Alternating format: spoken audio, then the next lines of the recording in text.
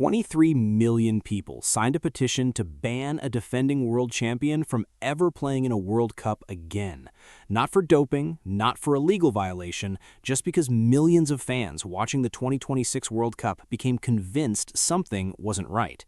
We're talking about Argentina, the same Argentina that walked into this tournament as defending champions, with Lionel Messi chasing one final piece of history. By the time the final whistle blew in New Jersey, that story had turned into something much messier. Red cards, a brawl, a political banner that dragged FIFA into an investigation, and a petition that came within about 1 million signatures of breaking a world record. So here's the real question. Did FIFA actually ban Argentina? Is there any truth to the headline you've probably seen floating around? Or is this one of the most misunderstood stories to come out of the entire tournament? Stick with me, because the real answer is more complicated and honestly more interesting than a simple yes or no. So what's really happening here? Let's rewind first. The 2026 World Cup is the biggest version of this tournament in history. 48 teams, 3 host nations across the United States, Canada, and Mexico, and more matches than any World Cup before it. Argentina arrived as defending champions from 2022, and Messi, at 39, was playing what everyone assumed would be his last World Cup. Expectations were enormous from the opening whistle. Even before a ball was kicked in the group stage, tension was already building. In a warm-up friendly against Slovenia, Argentina's players held up a banner reading "Las Malvinas son Argentinas," a reference to the long-running sovereignty dispute over the Falkland Islands. It's a gesture Argentina's squad has made before at past tournaments, but this close to kickoff, it set an early tone. From there, Argentina moved through the group stage and into the knockout rounds, with Messi producing vintage performances along the way. But it was the round of 16 against Egypt where things really started to shift. Egypt led 2-0 with only about 11 minutes left on the clock. Egyptian forward Mustafa Zico had what looked like a third goal ruled out by VAR for a foul that a number of pundits, including well-known former players, felt was inconsistent with other calls made in the same match. Minutes later, Egypt appealed for a penalty involving Salah and Argentina's Julian Alvarez. The referee in VAR judged the contact as normal football contact and waved it away. From there, Argentina scored twice in a matter of minutes. Christian Romero pulled one back, Messi equalized with his 8th goal of the tournament, and Enzo Fernandez scored the winner deep into stoppage time to complete the comeback. Egypt's Football Federation didn't stay quiet. They released an official statement questioning the consistency of the officiating and pointed directly at the VAR decision that wiped out Zico's goal. Egypt's head coach went even further, suggesting there may have been pressure on the referee to keep Argentina in the tournament.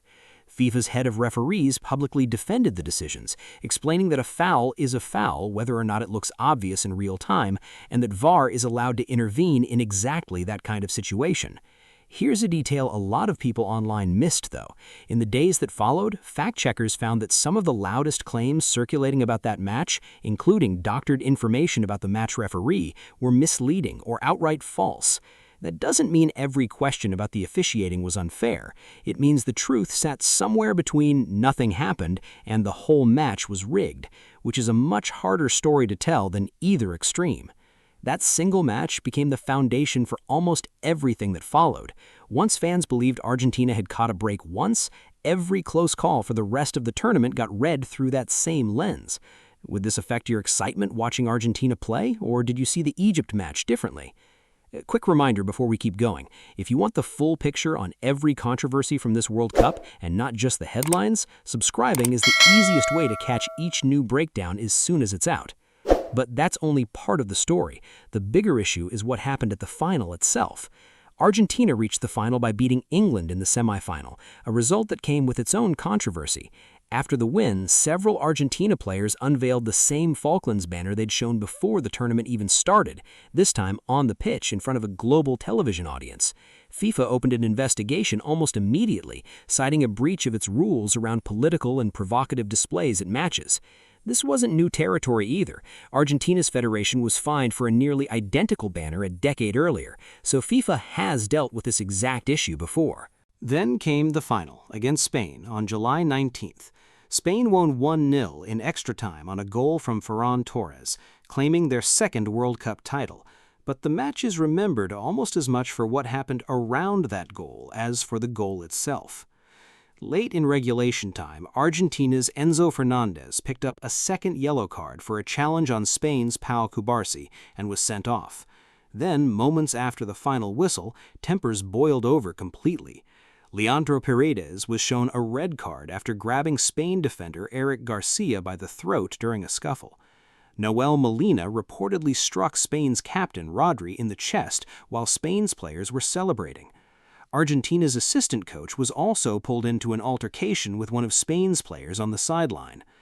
To make things even stranger, Paredes' red card was later quietly removed from FIFA's official match record, with the governing body clarifying that no formal disciplinary action had actually been imposed on him at that point. That detail alone fueled even more speculation online about special treatment, even though FIFA said the case was simply still under review rather than closed. Adding to the moment, several Argentina players kept their backs turned while Spain's captain lifted the trophy. One of Argentina's defenders later explained it wasn't an intentional snub, just players who were emotionally deflated after a heartbreaking loss. FIFA has now opened a separate formal disciplinary investigation specifically into the post-match incidents, appointing a dedicated prosecutor to review referee reports and video footage before deciding on any sanctions. As of the most recent update, no final decision has been announced. FIFA has said any punishment would apply worldwide, but hasn't given a timeline for when this will wrap up. So, to be clear, there are currently two separate FIFA cases involving Argentina, one about the banner and one about the post-final incidents. Neither has concluded.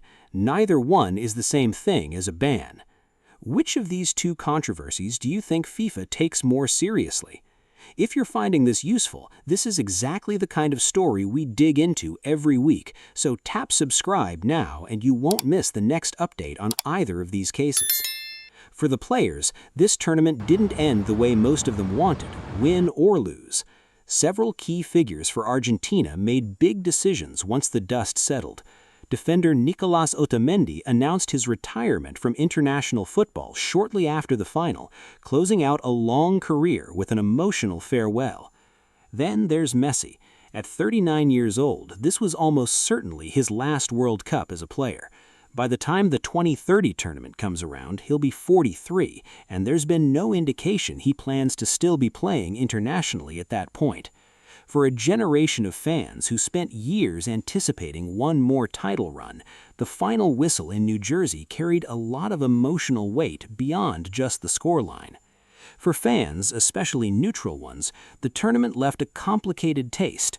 Plenty of viewers who aren't attached to either country walked away frustrated, not necessarily because Argentina won or lost, but because so many of the biggest talking points came from officiating decisions rather than the football itself. That frustration is a big part of why a petition with a headline as extreme as banning an entire country could rack up over 23 million signatures in such a short period of time. And for young rising Argentina players like Gianluca Prestiani, the tournament came with its own separate discipline story after FIFA extended a ban originally issued by UEFA over comments directed at Brazil's Vinicius Jr., limiting his early involvement before the tournament had even started. It's a reminder that these disciplinary questions weren't only about the final. They followed Argentina through nearly the entire competition. So where does this actually go from here? Let's talk about what's realistic, because it's easy to get swept up in headlines that sound bigger than what's actually on the table. Start with the petition itself. Despite the massive number of signatures, it was hosted on an independent website with no official connection to FIFA, any national federation, or any sporting body. Petitions like this can absolutely shape public conversation, and this one clearly did, in a huge way, but they carry no legal or sporting authority. FIFA has been clear that the campaign doesn't trigger any disciplinary process on its own. What actually matters is the ongoing investigation into the post-final incidents. Based on how FIFA has handled similar situations with Argentina before, including after their celebrations following the 2022 title, the most likely outcome here is financial penalties and possibly short suspensions for the specific players involved in the post-match confrontation. Back in 2022, the federation was fined, but no players were suspended. This case involves red cards and a physical altercation, so at minimum, individual sanctions for players like Paredes or Molina wouldn't be surprising. A tournament-wide or long-term ban on the national team simply isn't the direction FIFA's own precedent points towards. That kind of outcome would be historically unprecedented for a dispute like this one, and nothing FIFA has said publicly suggests they're even considering it. The Banner investigation is likely to end in a fine as well, similar to how FIFA handled the same situation with Argentina more than a decade ago. What could genuinely change things going forward is scrutiny on the officiating itself. If this tournament's VAR controversies, including the Egypt match and other disputed calls throughout the knockout rounds, push FIFA to review how video review decisions get communicated to fans and federations, that would probably be the more lasting outcome of all this. Not a ban on one team, but a broader look at how officiating transparency works at the biggest tournament in the world. One more quick ask before we wrap up.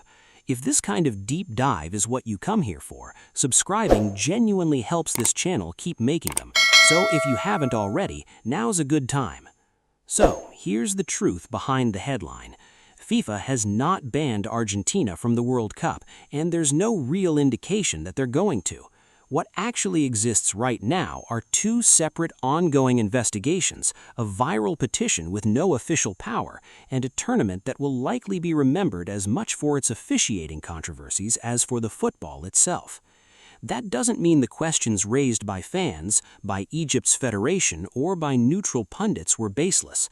Consistency in officiating is a real issue, and it's probably one FIFA will have to address before the next major tournament. But there's a big difference between a team facing scrutiny and a team facing expulsion, and right now, Argentina is firmly in the first category, not the second. We'll be keeping an eye on how both FIFA investigations play out and bringing you the update the moment there's an official decision. What do you think FIFA should actually do here? Fines, suspensions, or nothing at all? Let me know in the comments because I read every one of them.